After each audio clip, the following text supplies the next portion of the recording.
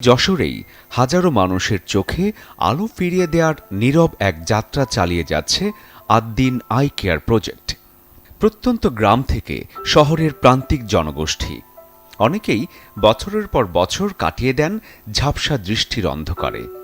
তাদের জীবনে আলো ফিরিয়ে দেওয়ার এক নীরব সংগ্রামের নাম Ad-din foundation eye care project.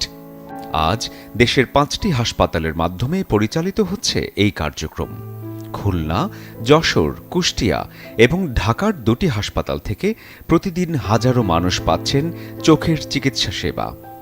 কিন্তু এই গল্প শুধু হাসপাতালের নয়, এটি মানুষের জীবনে নতুন করে আলো ফিরে পাওয়ার গল্প। বাংলাদেশের অনেক মানুষ এখনও অর্থের অভাবে চোখের চিকিৎসা নিতে পারেন না।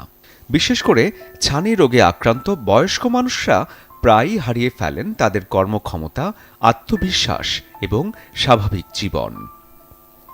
এই বাস্তবতা উপলব্ধি করেই 2017 সাল থেকে আদ্দিন ফাউন্ডেশন নিজস্ব অর্থায়নে পরিচালনা করছে বিনামূল্যে ছানি অপারেশন কার্যক্রম।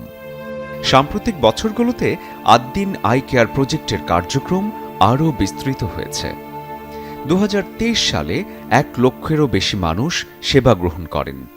2024 সালে সেই সংখ্যা আরও বৃদ্ধি পায়, আর 2025 সালে সর্বোচ্চ 1,27,000-এরও বেশি মানুষ চিকিৎসা সেবা পান। সম্পন্ন হয় প্রায় 16,000 ছানি অপারেশন, যা বার্ষিক লক্ষ্যমাত্রাকেও অতিক্রম করে। 2026 সালের প্রথম 4 মাসেই প্রায় 47,000 রোগী সেবা গ্রহণ করেছেন।